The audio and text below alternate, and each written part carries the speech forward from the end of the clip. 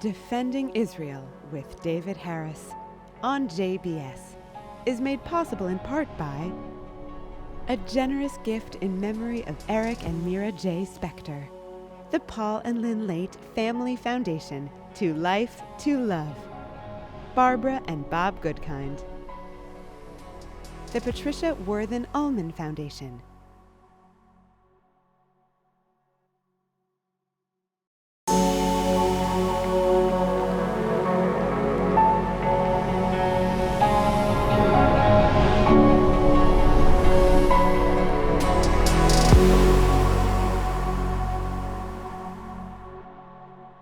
Hello JBS viewers, I'm David Harris, and this is Defending Israel. Today I'd like to speak with you about a few influences in my life that brought me to this point of devoting my career to defending Israel and the Jewish people. Let me begin with a girl who was just 6 years old at the time that she and her family were able to flee the Soviet Union. Initially, they had had some hopes. Maybe the communists would be better than the Tsars. Maybe they treat people, not to say Jews, differently. But it turned out that within a few years of Lenin's arrival in Moscow in 1917, anti-Semitism was right back, notwithstanding the brotherhood of nationalities and the workers' paradise that they had promised to everyone.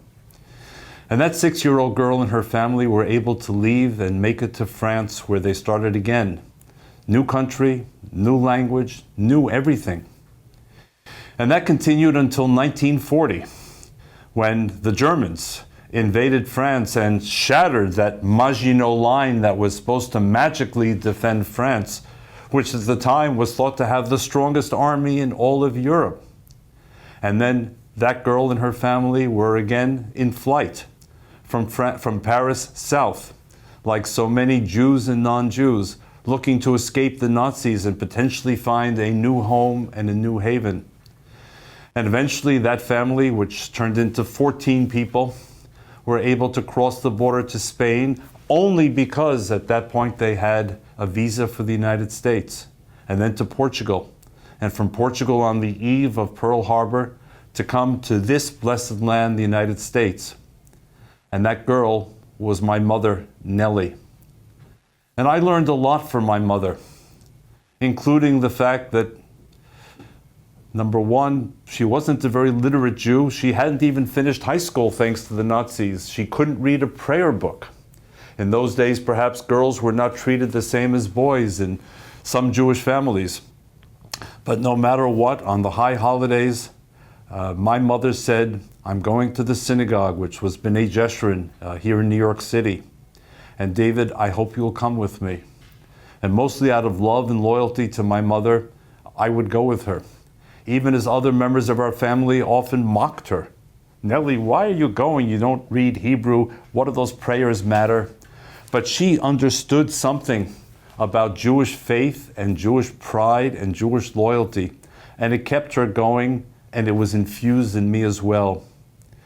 And then I remember my mother telling me a story about a young woman named Natasha, apparently a very beautiful French Jewish girl who was the girlfriend of my one uncle, Jewry.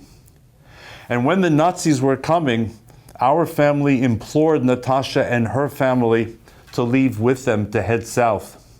But Natasha's family said, we're different.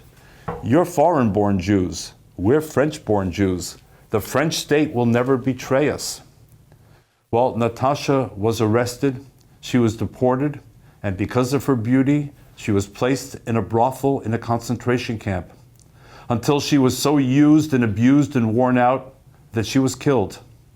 So much for the difference between Jew and Jew. And that brings me to the third memory and lesson of my mother. We lived from paycheck to paycheck. My mother had a difficult divorce. She and I lived alone. She had to work. She left before I did in the morning, and she came back after I returned from school. But I remember every year a shaliach would come from yeshiva in Jerusalem with the beard and the payas, and clearly very different lifestyle than ours. And my mother, who really had to count her pennies, would always give him some money. And I remember maybe at the age of 9 or 10 turning to my mother and saying, "Mommy, we don't have any money, and anyway, he looks so different. Why are you giving him that scarce money?" And she said to me, "David, one day you'll understand. For the Nazis, we were all the same. With the beard, without the beard, with the kippah, without the kippah, with our Zionist feelings, without, whether we went to synagogue or not, we were all the same. And in our survival mode, we need to remember, we Jews are all the same." My mother passed away 6 years ago, but if she's listening from anywhere on high, "Mommy, I remembered what you said. You're right." And recent events prove it once again. And then there was a young man who, at the age of 13, was sent by his parents from his home in Berlin for safekeeping in 1933 to Vienna, which was then considered still secure, while his mother went east and ended up as a cook in the Russian army, and his father went east as a journalist and ended up in China, and eventually in the United States. And in Berlin, he loved science, and when he got to Vienna, he proved to be a bit of a wunderkind, a bit of a scientific genius. By the age of 16, that young man was at the Institute of Chemistry at the University of Vienna. Until 2 years later, in 1938, after the Anschluss, when Germany seized Austria to the enthusiastic welcome of so many Austrians, he was expelled as a Jew. He went to France. He ended up in the French Foreign Legion. He spent 3 years in a French Vichy labor camp in a special regime for Jewish prisoners, until he escaped on his second attempt, and after having been wounded, shot in the ankle on the first attempt, and spent the last nearly 2 years of the war in OSS, the American Wartime Espionage Service, where he parachuted several times behind enemy lines. That young man was then brought by OSS to the United States. His name was Eric. He was my father. And from him, I also learned a great deal about courage. The courage that I remember, not just from the stories that I heard, but in 1961, when improbably we lived in Germany. That's a story for a different time. Very strange story.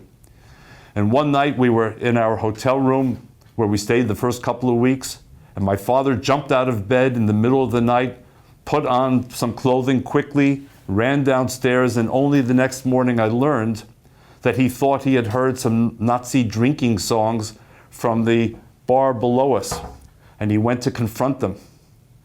He always stood his ground. He was never afraid. He always believed in who he was, and he wasn't going to hide it from anyone. And there was a third person in my life who, at the age of 16, together with 7 brothers and sisters and 2 parents, managed to escape from an Arab country, from Libya. They were Jews. They had lived on what was Libyan soil for centuries, if not millennia, they believed. They were there long before, please listen carefully, the Arab occupiers, the Arab colonialists, the Arab settlers who came from the Arabian Peninsula thousands of miles away to conquer North Africa. We forget about that occupation and that conquest, of course. It's conveniently forgotten. Just as the plight of Jews in the Middle East and North Africa is so quickly forgotten as well, the forgotten refugees, as they're called. But that young woman, whose house was threatened with arson by a raging mob holding torches, but was fortunate enough to escape and hide for several weeks in the home of a sympathetic Arab Muslim family, but then left Libya never to return. That woman, who was a Jew from head to toe, 24/7, a proud Jew, an unapologetic Jew, Julieta, is my wife of 48 years. And more recently, I saw the courage myself when we were in London with 2 of our children, and we stumbled upon a demonstration against Israel. And the person in the front said to the crowd, "Have you heard the latest joke?" And there was a hush. And he said, "What do Jews and pizza pies have in common?" And he paused for effect, and then he said, "They both go into the ovens, but at least the pizza makes no noise." And horrified as we were by what we had just heard and the crowd's reaction, I looked and I didn't see my wife. My 2 children were there, and the next thing I know, my wife is on that stage in the face of that person who just told that sick joke, screaming and yelling at him in Arabic, his native language. Imagine for him to see a woman, no less, and what turns out to be a Jewish woman, no less, speaking to him in Arabic and telling him exactly what she thought of him. He was shocked and horrified by it. I've never been prouder of my wife. I've never been more afraid either for what might happen to her in that crowd. But she stood up for what she believed and who she was. In a way, she took no prisoners, and God bless her for that. And then I encountered another group of people who also influenced my life and affected my journey. In 1974, I was sent to the Soviet Union on what was a government-to-government exchange program, one of the first between 2 belligerent countries in the Cold War. And I lived in the Soviet Union, and I taught in Soviet schools, and I met Jews. I met Jews, it turns out, in my school who quietly approached me and asked if they could meet me after school with their families. I met Jews outside the synagogue, the one synagogue, the Choral Synagogue in Moscow, and then again in Leningrad, the second city, today St. Petersburg. And I met people with extraordinary courage and pride in being Jewish, even if some of them, like my mother as a child, didn't really know the literacy of being a Jew. But they wanted to be part of the Jewish people. They wanted out of the Soviet Union. They wanted to live in Israel. They wanted to study Hebrew. They wanted to celebrate the holidays. They wanted to commemorate the Holocaust events. And they couldn't on Soviet soil without risk. And I became deeply involved with the Soviet Jewry movement, both there until I was detained and thrown out of the country in December of 1974 on a plane to Helsinki, and in the many years after, until December 1991, when that glorious word former was added to the name Soviet Union. And the Soviet Union, the totalitarian, anti-Zionist, anti-Semitic power structure, became the Russian Federation. And then I was inspired by a group of Jews in Africa. In 1984, I went on my first trip to the Gondar province in Ethiopia, specifically to meet with Jews in the villages there. Jews who were thinking about, hoping for, praying, yearning to get out, to go to Jerusalem, to Israel, a country that for so many years they didn't even know existed because they lived in such isolation, surrounded by hostile Christian and Muslim populations in Ethiopia. I celebrated with them their holiday of Sigid, the holiday where they climb the tallest mountain in the area to replicate Mount Sinai, to embrace and show their love for the Torah, and to look east at Jerusalem, at Israel, with prayer. And then I saw the extent to which Israel, and in some respects helped by the United States, turned their dream into reality, perhaps the first time that Africans were taken out of the continent, not in chains for slavery in Europe or the United States, but on planes to freedom and a new life and a brand new start. And thousands of them perished along the way, but it didn't stop them, as the strong carried the elderly and the children, as they crossed dangerous territory in Muslim-majority countries that, had they been known to be Jews, they too might have been added to the death toll of those who suffered from from thieves and marauders and starvation and ill health. But I saw with my own eyes this determination. We are Jews. We believe in Israel. We embrace our Torah. We want a new life.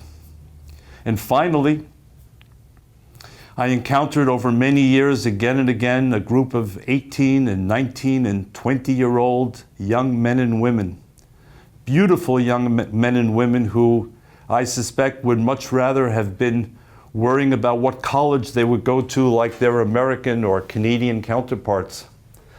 But in Israel, when you're turning 18, you're likely to go into the army. So it's a question of which unit you aspire to. And so many aspire to the most elite, dangerous combat units. And I saw them with my own eyes in uniform, with courage, with pride, with quiet dignity. There was nothing noisy or boisterous about them.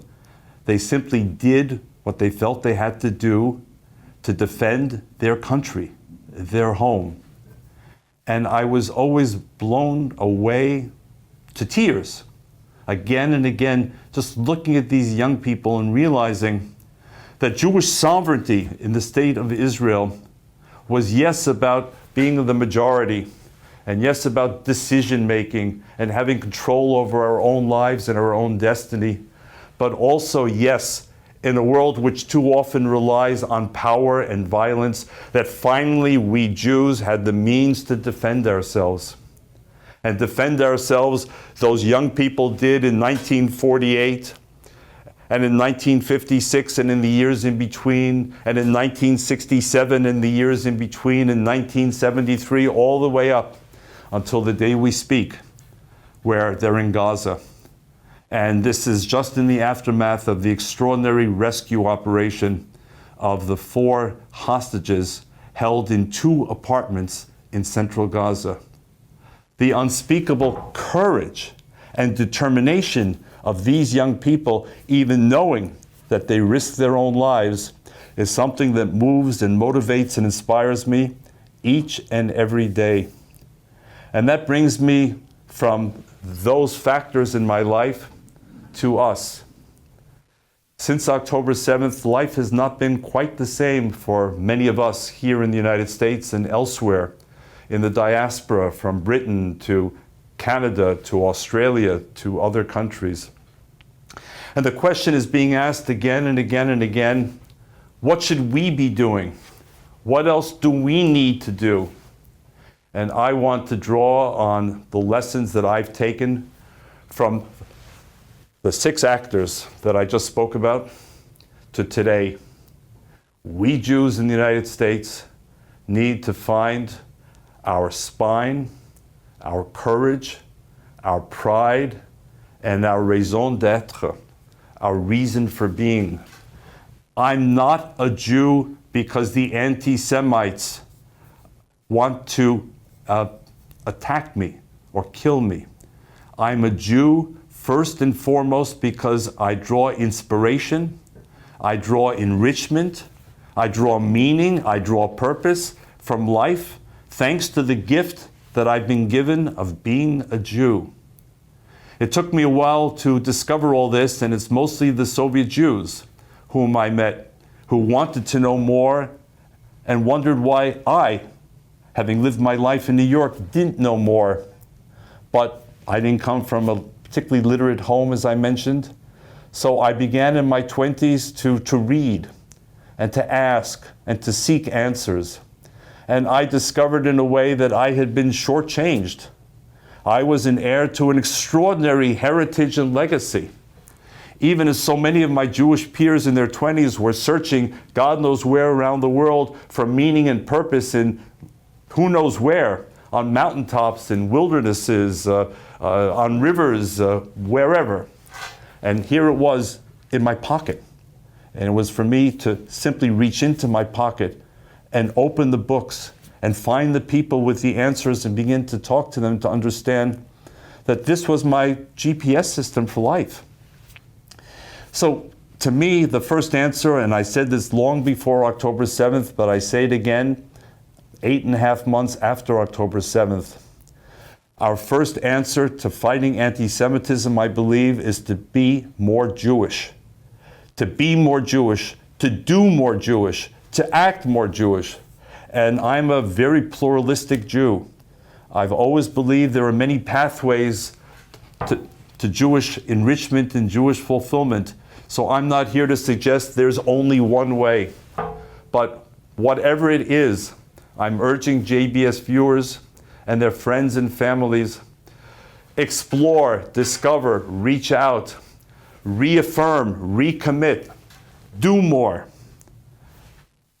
Go to synagogue more, whatever the synagogue may be. I found that in my synagogue in New York, since October 7th, more and more people are coming, and not necessarily for religious reasons alone. They're coming to affirm solidarity with one another. They're coming to seek community with one another. They're coming to look for a place where they're understood, whereas in the larger world, they're so often misunderstood since October the 7th. Travel to Israel. No, it may not be the safest place in the world, but hey, New York is not necessarily the safest place in the world either. But 9.5 million people live in Israel. They're certainly not filling planes to leave. If anything, they're going back, the reservists and others, to defend their country. Shouldn't we at least show our solidarity by showing up? Volunteer for Israel. There are so many opportunities that members of my family and others have found to do work on kibbutzim, picking fruit that otherwise would go bad, to help out on military bases with practical things, to work in the medical sphere, whatever it is. Show some dignity with institutions in which we had shown such trust and that have betrayed us. How many schools, how many universities, how many other institutions that we so much believed in, that we joined, that we helped lead, that we helped fund, have been silent at best since October the 7th, or on the other side? Find your outrage. Find your outrage in your anger.